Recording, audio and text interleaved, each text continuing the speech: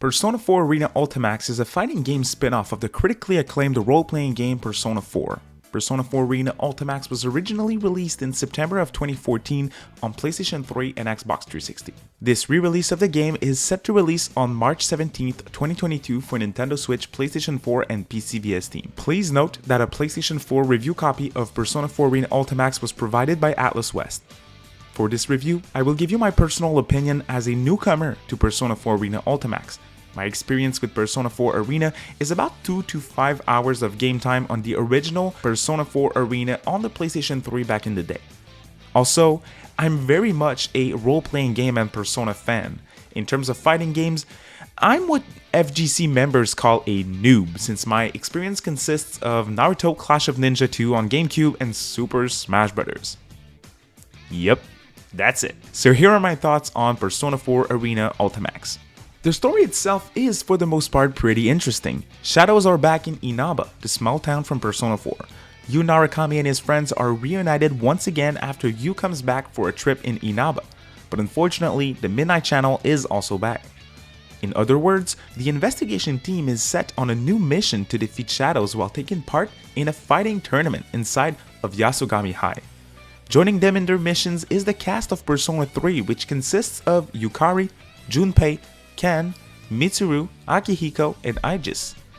It's very interesting to see these characters interact with each other, and it made for some solid moments that kept me hooked when the story was a little bit more slow. Persona 4 Arena Ultimax is a game that you play by completing different characters' routes one by one.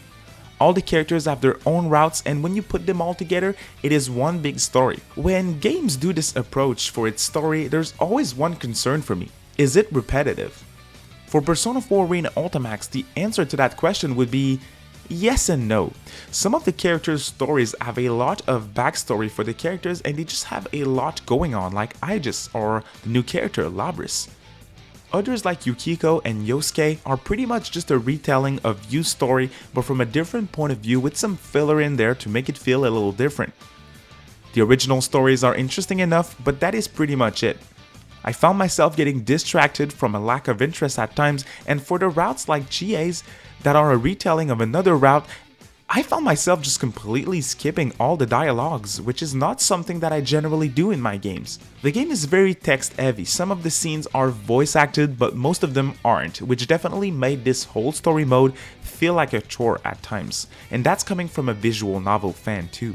The dialogue simply isn't interesting enough, and I think there is a lot of dialogue that isn't necessary for this type of game with a simple story. But at least the scenes that are voice acted are very well done, with most of the original voice actors back in action. The new characters are great, and I had a blast from start to finish with them. Labris is my personal favorite new character. She's extremely well written, and to see her progress from early game to the end was a blast. If you are not a fighting game fan but you are a Persona fan, I think this game is worth playing just for the story alone. If you aren't a fighting game fan and Persona isn't necessarily one of your favorite franchises, you just think it's alright, I honestly think the story isn't interesting enough, and therefore I cannot recommend P4AU. Of course, if you are a fighting game fan, you probably don't even care about the story and it's all about the gameplay for you. Let's talk about my experience and thoughts on the game from a newbie standpoint. The gameplay is fun and simple enough. I have no experience with hardcore fighting games, and I had no issues pulling some decent combos at times. It's very fun and addictive to learn the different combos and mechanics to try and get better at the game. Everything is stable and works flawlessly in terms of gameplay.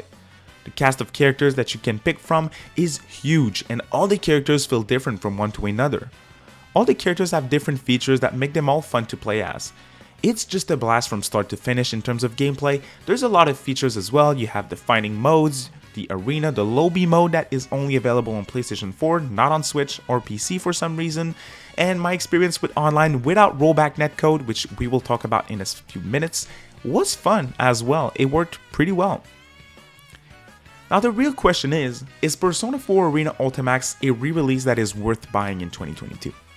Now you heard me correctly, P4AU on PS4 is very much a re-release of P4AU. not a remaster.